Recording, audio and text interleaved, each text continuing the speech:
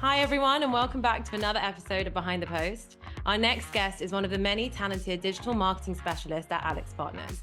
With over 5 years of experience and a keen eye for design, he has quickly climbed the ranks and has been rightfully crowned as the King of Canva. When he's not creating masterpieces in Canva, he's on a mission to conquer the digital landscape. With the unwavering support of his family, friends, and co-workers, and design skills so sharp that even pixels tremble in fear, he's on track to take over the corporate world. So without further ado, it's time to meet the King of Canva properly. Please welcome Sam Tyrrell to the show. Sam, are you ready to go behind the post with me? Let's do it. I'm so excited to have you for this episode. Once you were introduced to both myself and my colleague, Jen Gutman, we knew we had to get you on an episode of Behind the Post. But before we jump into all things design, can you please give our audience a brief look into your professional journey and what led you to be dubbed the King of Canva at AlixPartners? Yeah, so I started in marketing about 5 years ago.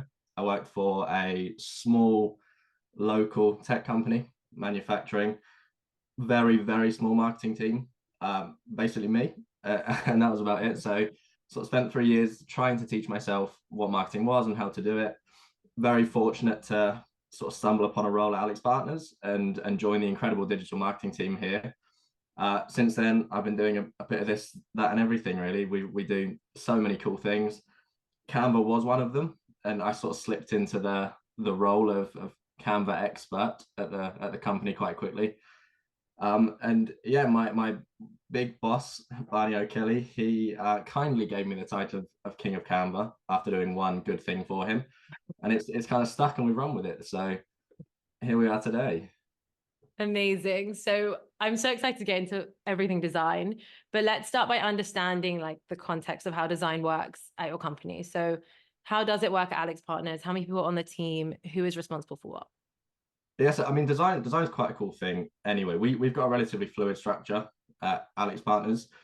I think the beauty of design in the current landscape is that it's massively democratized. You've got things like Canva, AI to help do everything. Global, anyone can do it anywhere at any time, and there's a shift in how productive one individual can be. So there used to be teams of 100, and you'd have lots of photographers and then lots of editors and then lots of people doing other things.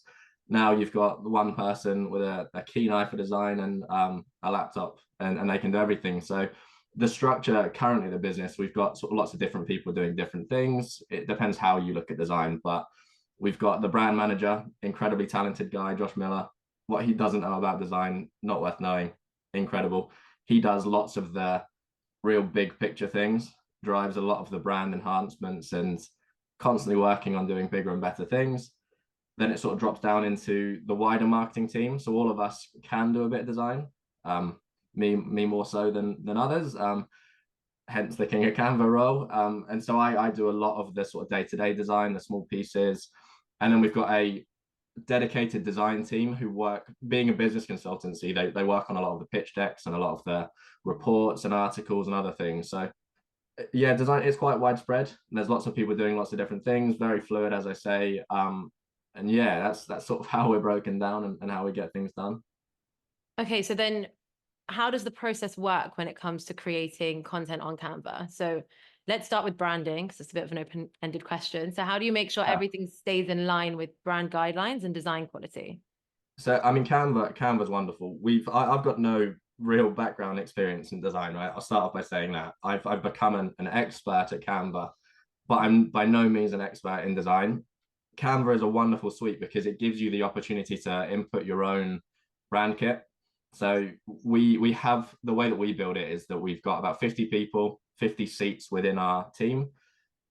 Most of the people that aren't admins, there's like 45 of them, I think, they have a very restricted view of Canva. So they can only use the brand logos, the brand colors, the fonts, quite restricted in how they can approach doing work, because obviously we want to be real strict with the brand and keep everything quite tight. So the way it's built in the back end is super easy. We just upload everything we need to, and then people can only really access the good stuff, and it avoids people creating these lovely pink sparkly images for a company whose predominant color is green. So Yeah, I think that's how we've sort of set up the brand stuff. Yeah. We've got lots of templates that we use as well, which makes things easier. So I spend a lot of time in the back end trying to create designs that can be universal. So we then create a template to make it even easier for people to start to use things and to create their own incredible graphics, which then come to me to finely tune and make them slightly more on brand to what we're hoping for. Amazing. So I want to come back to how it comes to you with the approval process in a second. But before we get there, I just want to ask, how does design creation work? So who makes the designs? You said that you make the templates and you send them out to everyone. So Yeah, who so does I that mean, process? it massively depends on what we're doing. I mean, content comes in all shapes and forms. So quite often, if it's very complex and we want to do quite an intricate GIF or an animation or something, most of the time I'll do that just because I have the capacity to, and it's part of my job. We then have people have access within the marketing team. So you've got people all across the world doing different jobs who, if they wanted to create a simple graphic for somebody, they can do so. They have the access. So it sort of is approached on a case by case basis. I'd say 80% of it. I looked in the back end the other day. I've done 600 designs. The next Wow. person who's used it the most has done 100. After Well, that, it this goes is to why you're about the 60. expert. I mean, I've dedicated many hours to it, so I'd hope so. But yeah, typically anyone can do anything they want to, um, which takes us to the approval process, which then comes through me anyway. So it's wonderful. So what does the approval process look like? Step by step, how does it work for you? Yeah, so typically once people are happy with their designs and they've got everything on the page and everything works and they think, right, this is good to go, before they can export that design, it has to go through the approval process. So they have to request approval from one of four people, me, Josh, and two of my co-workers. Most of the time I tell people to direct it to me because I'm in Canva all the time. The quickest way to Just get things lives and done. breathes inside Canva. Pretty much. I mean, 90% of my job. I think I need to change my title to King of Canva instead of digital marketing specialist. But the email then comes through to me, or I'll get a notification on screen, and then I just go in and check the design, make any final tweaks, and then once I have approved it and we're ready to go live with it, they then get the notification on their end that everything's good, and then they can start to export and distribute and do whatever they want to with it. Amazing. So the system seems pretty like straightforward and ironed out. And you have templates so people, there's already like a setup there for people to go in and make designs and Yeah. create things themselves, which obviously also helps you get on with other aspects of your job. But as well as these templates, do you have training sessions for your team on design? Yeah, so I mean, the funny thing is that I mean, design doesn't come from just having a seat, right? You need a good brief, you need Yeah. understanding, and you need people that want to learn. You need people that want to start to enhance their skills. So Canva are great because they offer a huge sort of school of learnings. They've got lots of different little tools and lessons and videos and other things that you can utilize if you want to. They sometimes run sessions with us if we want them to. So we've had a few sort of intro sessions and sessions for admins and other things, looking at different frames of how you can utilize Canva.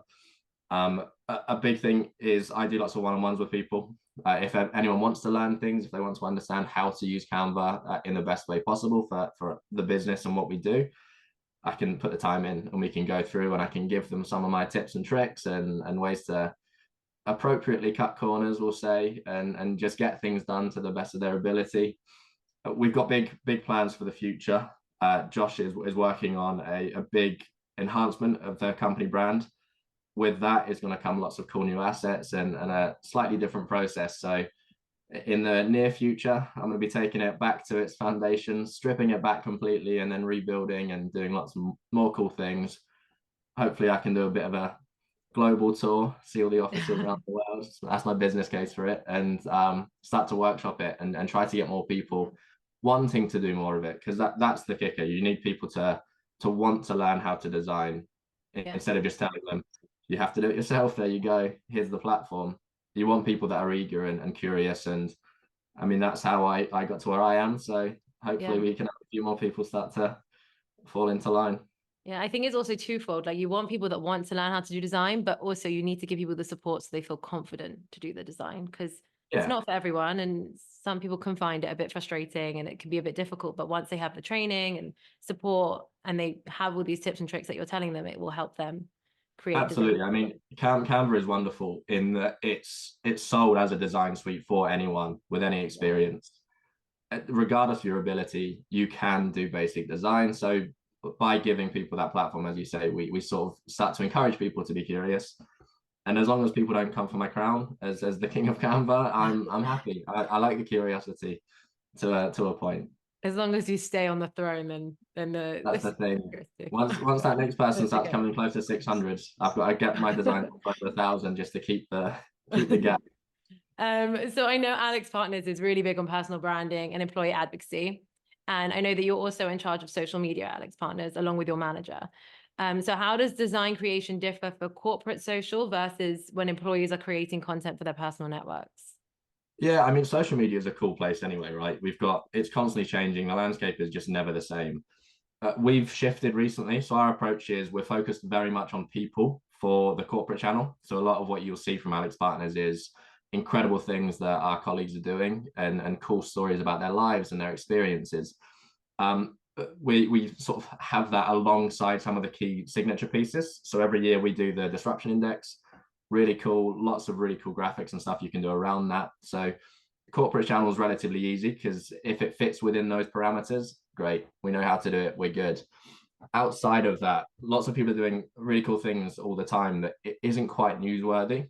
So the personal brand push has been very a hot topic for us internally for the past year, and it will continue to be a hot topic for a long time, I'm sure. So from a design standpoint, we're looking at slightly more relaxed branding. If it's not the corporate channel, doesn't have to be so rigid with this is definitely on brand. You can start to give people a bit of flexibility, a bit more freedom, and they can start talking about the things they want to talk about and be recognized as sort of the experts in their field and thought leaders. And that's where we come in to sort of create things that are visually engaging and exciting to try to attract people to want to talk to them about things. There's nothing worse than seeing a social media post that's just 3,000 characters with no picture. No one wants to read that. You're never going to get around to that. So by having something that really entices people to want to read and want to learn more, that's where everything comes into it, really. But for the personal brand piece, especially, we start to do those designs and we start to build things out custom for the individual. We've got one guy who's a PMD at the company. He was one of the original Teenage Mutant Ninja Turtles. Incredible guy. Yeah. I mean, you can't top it. If you're in a room saying a fun fact, anyone who goes after him will just not speak. Yeah. So It's quite we've got iconic. lots of people that are so cool like that. So the more we can start Yeah. to build out the personal brand around those key things and start to humanize the people that are doing the incredible work. Yeah. And graphic design is such a big part of that. We've got so many opportunities to do cool things, and I think in the future we're going to be doing a lot more to try to capture who the people of AlixPartners are on their own channels rather than relying on the corporate channel to say, oh, this guy did this cool thing, go talk to him. Yeah. Let's see it from the source. Yeah, definitely. And I think that also it's such a main value point of employee advocacy for the person to be personable and humanize them on social media. So the fact that you can tie in design to help show off their personality to each individual person is also so important. And it's such a good way to make your program have more of an impact on social. So it's interesting the way that you're using design to do that. But if we switch your corporate social media for a second, let's talk about the graphics. What kind of content do you create? So a big thing for corporate, as I say, we've got people focused. So a lot of those are just pictures. That's fine. From a design standpoint, we don't touch that. It's all good. We want to see something direct. Everything else, we look at highlighting the signature things. So ADI, for instance, we have disruption focused stats that we will highlight. So you'll do different carousels, you'll do some animations, some GIFs, something just to really sort of get people wanting to learn more. You want to entice them, you want to sort of trap them in to learn more and to start to do their own investigations into things. So we'll do lots of those graphics where it's quite interesting, quite exciting, bit of movement to get people on their toes. But highlighting the real interesting things that we do, because quite often in the business consulting world, you wouldn't expect that a lot of things are massively interesting. That's what I thought when I joined. But there's so many really cool things that people talk about all the time that need to be shown. So from a design standpoint, it's pretty cool because especially for me, I've got a huge opportunity now to go into Canva and start to learn how to do bigger and better things and start to learn how the movement works. And so I've done quite a few GIFs of things moving around to show different things and sliding and appearing and all that fun stuff. So yeah, design for the corporate channel is quite a fun one. Within the brand guidelines, of course. So you're slightly restricted. Luckily, Josh works on lots of different themes for the different signature campaigns. So disruption, we've got green particles for the private equity survey, we have blue particles, and for the TRS survey, we have lines. So there's some variety in how we utilize those design features. And then we just sort of build out what we need to around the content that people inside are driving. Yeah. I also think it's so important, and what every social media manager wants to do is stop the scroll. Like, you want to stop someone scrolling on LinkedIn. So the fact that you have such visually engaging assets to do that with is going to help you do that and help you stand out, and that people are going to want to read what you have to share. Absolutely. So that's the first thing you see is the image most of the time. No, I do. When I scroll down LinkedIn, I'm not reading anything until something catches my eye and I'm like, oh, what's that saying? What's that about? So it's the first point of call for your eyes. And I think by having someone who is thinking about that and being conscious and being intentional, you can really start to stand out on a page full of lots of boring graphics and make something a bit more exciting to try and trap the reader into learning more about you. Yes, definitely. Okay, we're going to move into fire round questions. Are you ready? Of course. Okay. So what are your go-to features on Canva that everyone should know about? Background remover is the one and only. I think everything else can come later, but background remover, lifesaver. Wonderful. The amount of headshots we use that have got just weird, spurious backgrounds, click a button, background's gone. It's great. What are your Canva best practices? Canva's a funny one because being a very basic design suite, Josh, for instance, not a big advocate for Canva. Of course, he so experienced and there's so much knowledge and stuff. So it's very restricted in what he can do, and there's a ceiling that he hits immediately. For me in Canva, I spend a lot of time working with grids. So you can go to File, Add Guides, Grids. Grids are a wonderful thing in design, I've been told. Again, not an expert. I've heard. I think there's a quote from some very, very important person within the design world who said that a grid is like underwear. It needs to be worn but not seen. Okay. I think that's the quote. Using a grid is wonderful. You know it's there, but no one else does. Having a grid is the first step of any design, I think. Allows you to keep things aligned. It allows you to keep things within certain gaps, and that's normally sort of my go-to thing when I first start to do a design. Outside of that, we've got, I mean, there's loads of different things you can do in Canva, right? But just utilizing spacing, utilizing different designs and different formats. And yeah, that for me, the go-to things and best practices is just making sure that work within a grid, be consistent, make sure that you've got a hierarchy with your text, make sure there's loads of different cool things. I've had to learn painstakingly as time's gone on. But best practices is just to keep things simple and make sure you're making the most of things. A big thing with Canva is that it's easy to let it govern you. It gives you so many opportunities to doing cool things. You've got so many different pictures and graphics and videos. Sometimes most of the time less is more, right? When it comes to design work, just because the tool's suggesting you do this, you don't need to. Don't let it govern you. Push the boundaries. Trust your gut. That's the one. Yeah. Yeah. What are your biggest pet peeves when it comes to seeing designs online? This is gonna expose me for being such a design snob. I think a big thing for me is inconsistency. I see it quite a lot where it starts to become more obvious the more you do with design work. So I saw a design once where someone hadn't fully extended a headshot into the available space. So there were like 5 or 6 little blue pixels in the bottom left of this picture that shouldn't have been there. Things like that, where people don't understand the tiny differences and the small details that will jump a design from a 6 out of 10 to an 8 out of 10. Biggest pet peeve is when people aren't intentional with it and they don't start to look into those things and understand, like, right, shouldn't be a gap there. Why have we got a gap there? Let's fill the gap. So that's probably my biggest one. That was a good answer. We all start somewhere, obviously. So what is the biggest lesson that you've learned from Canva or from looking at your past designs? Less is more, I think, is always what I will say from now on and forever.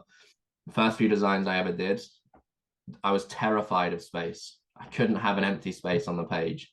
It was, oh, well, the logo has to be bigger then because this gap's too big and the text has to be, and we've got to fill this part with something else. You need to start to utilize the space as part of the design rather than being this leftover thing that you don't know what to do with. So quite often you'll look at the designs that I do and that we do in the business, and big gaps, lots of lovely gaps everywhere. Empty space is a wonderful thing. So, and sometimes I think leaning into that, people start to see things and it's, this looks empty, let's fill it, instead of seeing the emptiness as an intentional design strategy to then start to move things around in the right direction and highlight the right things and make sure things aren't too packed in. Because that's another pet peeve I've got. When you see designs that it's like War and Peace on a page, you think, I don't want to have to read 2,000 words to understand what this graphic is saying. Just give me it in 10 words. Elevate a pitch. That's all we need to do always. Exactly. I think we've all been guilty of this at one point as well. So I think that's good advice. What tools do you use for design besides Canva, and what do you use them for? Yeah, so I mean, I've been getting into the Adobe Creative Cloud quite a lot. So Photoshop and design to try to sort of enhance what I'm doing within Canva. Also trying to learn other tools so I can start to become slightly better at graphic design, generally speaking, not just the king of Canva. Photoshop's great. The generative fill tool they recently built, wonderful. The amount of people who have headshots where their tops of their heads are cut off or they've got no arms, putting that into a design can be quite difficult. So you use AI to give them a body and all of a sudden they become a human and it's great. So you start to incorporate that into your design. So quite often I'll have both platforms open at once, and then I will start to utilize one to sort of enhance the other, a bit of back and forth. Outside of Adobe, it's going to make me sound like a loser, but pen and paper, you can't go wrong with a pen and paper, I think, with design. There's so much benefit sometimes in just sort of doing a quick sketch, drawing down, draw your design on a bit of paper and say, okay, I want this here, this here. You can visualize things a lot better. So when it comes to doing the design, it's less overwhelming because you don't have to have 200 things on a page that you then have to fit together perfectly like a puzzle. You can then just understand, here's roughly what I want to see. And by using a pen and paper, it makes you seem like you're very traditional in what you do. So that's always a good look. But it does sort of give you that starting point where you can then go into the design and the digital space becomes safer for you to run into. And you can just start to go, right, I already know where this is going. This is great. Fill in the gaps. They're filled. Yeah, definitely. And the headshot one with Adobe, I think, is a game changer. That is such a hack. Yeah, I mean, it's still, I wouldn't say that it's perfect. I've had quite a few where the results are slightly less appropriate for the corporate world. Yeah, I mean, Canva has its own sort of AI suite anyway, so you can do it in Canva. Again, Canva's, I think it's going through the beta, so there's a way to go. Using AI, I'll just, a word of caution to anyone who thinks that they should start using AI to start to enhance headshots. Dedicate some time to do it because you will have to go through many different versions of it to avoid people with bare arms and tattoos and flipping the bird, which I once got, which was always a funny thing to encounter. You've got this businessman just 2 fingers up. Probably not going to use that for the corporate channel. Probably not. Okay, so we're out of fire round questions, even though you actually gave so much information in all of those, which was actually really useful and so helpful for everyone listening. I have a question I want to ask you, and I'm always interested to hear what people have to say. What do you wish other departments knew about working in design and social media? That's a good question. I think that, I mean, the first thing is that it's not easy, right? People see the marketing space generally in a relatively negative light. It's easy to do. It doesn't bring much value. They're just creative people who are messing around all day. Yeah. Sometimes, yes, I can be known to enjoy myself. But for the most part, it's not easy. You have to be so intentional when you're doing these things. There's a method behind the madness in so many different ways. So when you've got these designs, it's not as simple as just going, here's a picture, here's some text, here's the social post, everything's done. you've got so many different things that are working together to make sure something's effective. So you're working with the messaging, you're working with the medium, you're working with the design. All three of those things have to be connected. And you just can't ignore that. You can't look at something and go, well, I just want this. And then I just want the picture to do this. And then I just want the messaging to say this. It needs to be a very intentional approach. And you need to look at it in a way that says, this is the goal. This is how we're going to get there. Someone was telling me once, there's an analogy where it's like an arrow, and you've got different parts of an arrow. You've got the stick, you've got the arrowhead, you've got the flights. If you took the flights off, it's not going anywhere. If you took the stick off, it's just an arrowhead with some flights on it. You take the arrowhead off, it might ping it and bump into someone. Not going to do anything. To get an arrow, to get something that's effective, you need to ensure that everything is working together. And so in design, I mean, it's so true. You can't approach a design without understanding what we're trying to say, why we're trying to say it, and how we want it to come across. Yeah. So I think I'd love for people just to understand that when they come into these conversations and start to look at things in a much more complex light, because social media is not easy. You know that, I know that. Most people who do social media will know that it's not easy. Things are changing constantly. The algorithms are here, there, and everywhere. So knowing that thought needs to go into it, and it should never be an afterthought, and everything needs to come together for it to be a success, I think life becomes slightly easier once we get to that. Yeah, definitely. It's interesting you say that, because I also think like social media managers have multiple hats that they're juggling at the same time, but I don't know if, as you say, people outside departments notice that. But on social media, I'm wondering, what's the best piece of social advice you've ever received? And we'll wrap up with that question. Yeah, I mean, I think I've said the word many times now, but be intentional. That's the go-to all the time. The first question you should be asking yourself when anyone approaches you is why? Why are we doing this? What's the point? What are we trying to say? I think once you understand what you want to achieve from your efforts and then start to act accordingly, things become so much more obvious. There is no point in posting for the sake of posting. Oh, it's a bit of a quiet period. We haven't said much. We should probably say something. If you're not saying anything of importance, what's the point, right? So I think that's the best piece of advice I've ever received, is just be intentional, do something with a purpose, and start to lead with that, because you're never going to understand anything. You're never going to get any good results. You're never going to see what you want to see if everything is just an afterthought and I've gone on a whim and you just go, okay, yeah, I suppose we should do something. Yeah. Do something you need to do. Be intentional, have a purpose. Yeah, it's really good advice.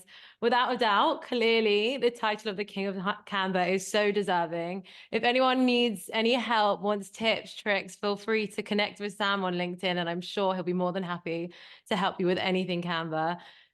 Yeah, I charge a small fee, but we can discuss that at a later date. It's been so fun having you on the show. Thank you for teaching me so much about design and all of our listeners. So thank you for joining me. Thank you for having me. It's been great.